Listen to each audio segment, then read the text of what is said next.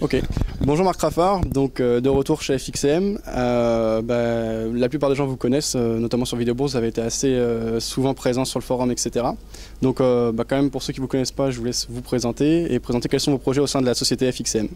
Bonjour Fabien, donc ouais, effectivement je suis de retour en France, parce que là jusqu'à présent j'étais à Londres, donc je suis de retour en France dans l'équipe FXCM. Donc pour ceux qui ne me connaissent pas, j'ai travaillé déjà pour FXCM, j'ai largement contribué au lancement du bureau en France il y a de ça 3 ans. Ça fait à peu près 5 ans maintenant que je suis assez actif sur le Forex. Donc je reviens effectivement en France, je suis aussi et je le resterai, un membre très actif sur Vidéobourse parce que j'aime bien participer à ce forum. Et je suis toujours des gens très intelligents, il y a beaucoup de réflexion et c'est un forum que j'apprécie beaucoup. Et donc j'arrive chez FXCM, un petit peu dans l'optique de ce qu'on fait aujourd'hui. C'est ça aussi que je vais essayer de développer, c'est une proximité avec les traders. Parce qu'on voit beaucoup de brokers en ligne qui ne sont absolument pas présents en France.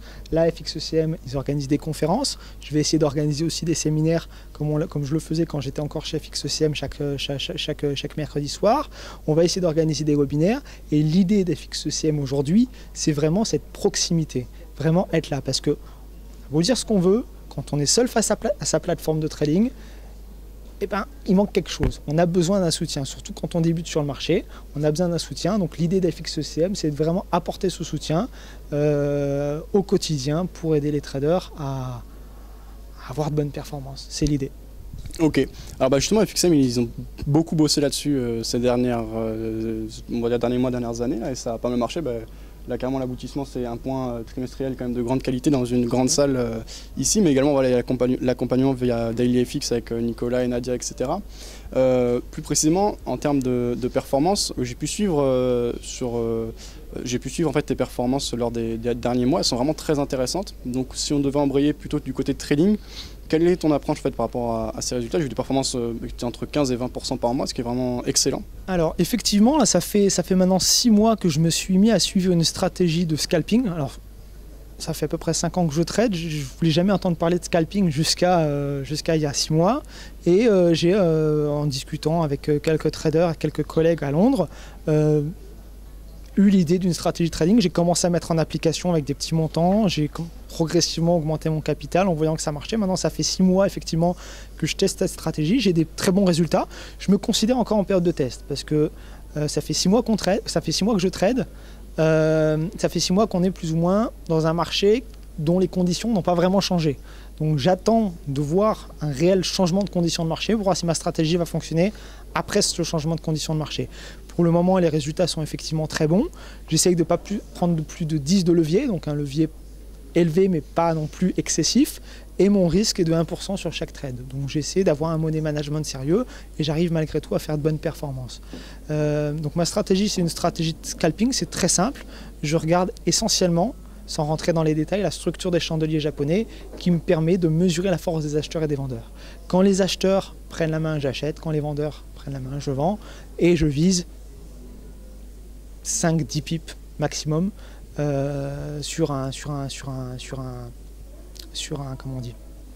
retracement généralement. Généralement, quand on a un marché qui baisse de 50 pips ou qui monte de 50 pips et qu'on a une bougie avec une grande mèche, c'est là où on peut détecter le retournement où les acheteurs ou les vendeurs reprennent la main et c'est là où j'essaie de me positionner pour prendre quelques pips. Voilà. Avec un stop évidemment très serré et avec la possibilité, dès que je gagne 5-6 pips, de mettre mon stop à break-even, voire même mettre mon stop à plus 1 pip, histoire de neutraliser le risque et même de valider un petit profit. Ok. En tout cas, moi je suis vraiment surpris et vraiment épaté par les résultats, pourvu que ça dure. Et peut-être que justement tu parlais de séminaires, de webinaires que tu vas préparer, etc. Tu rentreras plus spécifiquement dans le trading ou tu penses plutôt rester du côté explication au niveau du broker, du fonctionnement, de l'exécution, etc. Alors, moi, ma position est un peu délicate en fait, parce que je travaille pour un broker, je ne suis pas analyste. Et légalement, normalement, je ne dois pas donner de conseils de trade. Donc, il faudra que je trouve la limite entre le côté pédagogique et le pur conseil. Je ne pourrai jamais donner de pur conseil. Je ne pourrai jamais dire qu'il faut acheter ou il faut vendre à tel endroit, ou je ne pourrai jamais recommander une stratégie plus qu'une autre. Maintenant, il faut que j'essaie de trouver une solution, mais ça je vais travailler dessus, pour donner un maximum d'informations pour que chaque trader puisse bâtir leur propre stratégie en comprenant ce qu'ils font. Parce que ce que je viens de vous expliquer sur ma stratégie, moi ça fait des années que je trade et je l'ai compris, mais c'est pas une explication sommaire comme ça qui va vous permettre, vous, de construire votre stratégie. Il faut comprendre le marché avant tout.